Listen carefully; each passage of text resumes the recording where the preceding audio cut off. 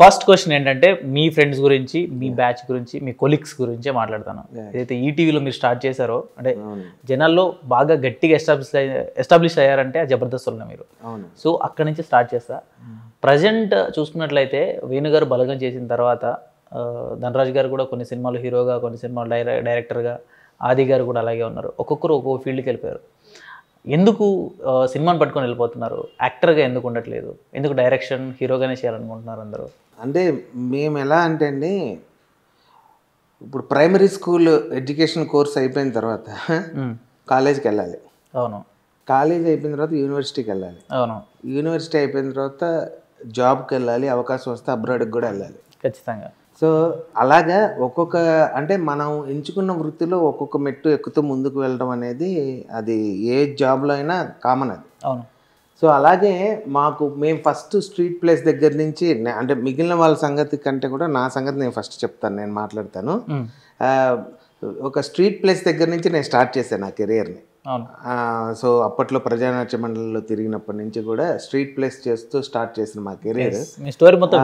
ఆ తర్వాత మళ్ళీ స్టేజ్ ప్లే నుంచి మళ్ళీ చిన్న బుల్లితెర, అదే ఇది మన మీడియా ఈటీవీ ముందుకు వచ్చాం.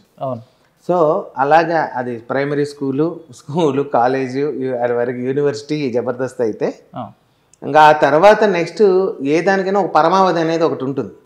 మన గోల్, ఫైనల్ గోల్ ఏంటంటే ఎవరికైనా సిల్వర్ స్క్రీనే, అంతే కదండి. సిల్వర్ స్క్రీన్లో మళ్ళీ టాలీవుడ్, కాలీవుడ్, బాలీవుడ్, హాలీవుడ్ దాకా ఉంది. ఇంకా హాలీవుడ్ తర్వాత ఇంకా ఏం లేదు, ఇంకా నాకు తెలిసి అయితే కనిపెట్టలే. సో ఫైనల్గా ఒక సిల్వర్ స్క్రీన్కి వెళ్ళాలనేది అందరికీ గోల్ ఉంటుంది. సో కాకపోతే అంటే అందరి మూలం ఒకటే, కొమ్మలు వేరు కావచ్చు. అంటే బయట ఇక్కడ డైరెక్షన్ ఒకళ్ళు ఎంచుకోవచ్చు, ఒకళ్ళు హీరో ఎంచుకోవచ్చు, ఒకళ్ళు యాక్టర్గా ముందుకు వెళ్ళాలనుకోవచ్చు. బేస్ అయితే అందరూ సినీ కళామ తల్లి ఆ ఒళ్ళో పిల్లల్లాగా ఆడుకోవాలనేది అందరి ఆశ. ఓకే. అయితే వీళ్ళు స్టార్ట్ చేసినప్పుడు జర్నీ ఏంటి అని అంటే, ఒక యాక్టర్గా, అది కూడా కమెడియన్గా స్టార్ట్ చేశారు. ఇది జబర్దస్త్లో అందరూ చాలా బాగా రానిచ్చారు, చాలా బాగా మంచి పేరు తెచ్చుకున్నారు. ఒక్కొక్కరు ఒక డిఫరెంట్ పేర్లు తెచ్చుకున్నారు.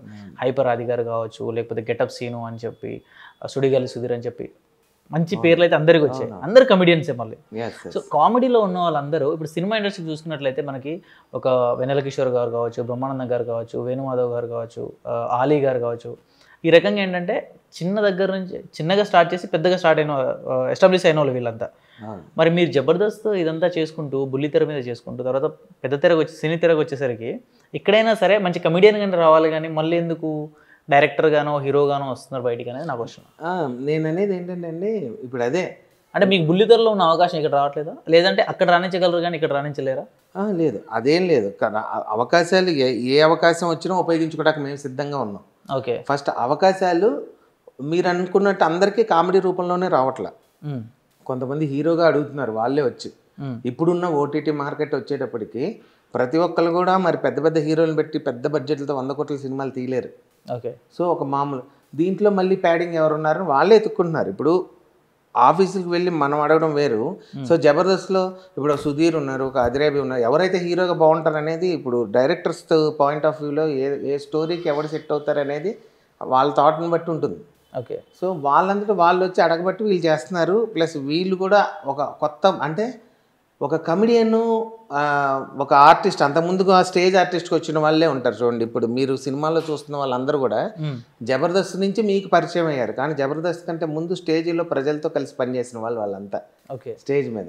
సో ఏదైనా చేయగలిగే ఒక కెపాసిటీ, అంటే నేను ఇంకోళ్ళ గురించి చెప్పే ముందు నా గురించి నేను చెప్పుకోవాలి.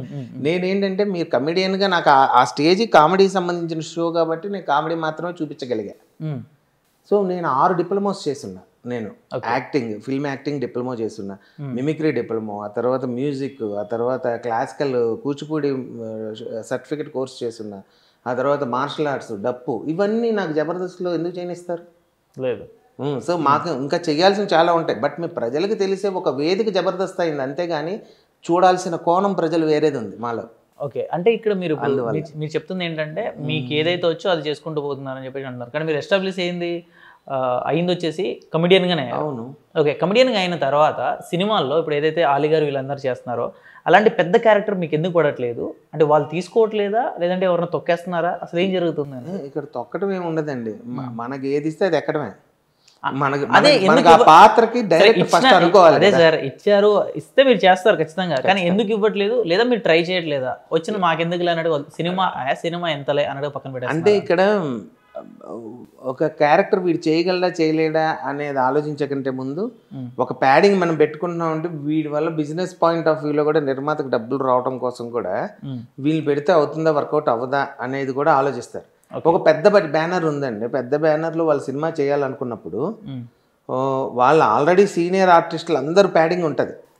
ఇప్పుడు అందరు ప్యాడింగ్ ఉన్నప్పుడు దాంట్లో ఒక బ్రహ్మానందం గారు, వెన్నెల కిషోర్ గారు ఒక తరం ఉన్నారు కదా ఇంకా.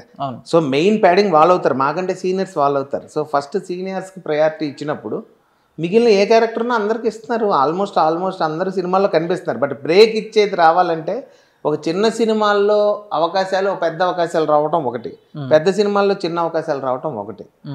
ఏదేమైనా ఫైనల్గా మాకు ఏది వస్తే అది చేయగలుగుతాం, కానీ ఇది ఇవ్వు అని మనం అడగలేము, ఇది వీడికే ఇవ్వాలని రూల్ కూడా లేదు. అంటే సార్ ఇప్పుడు రంగస్థలంలో మహేష్ గారు ఉంటారు కదా, అవును, ఆయన జబర్దస్త్ నుంచి వచ్చాడు.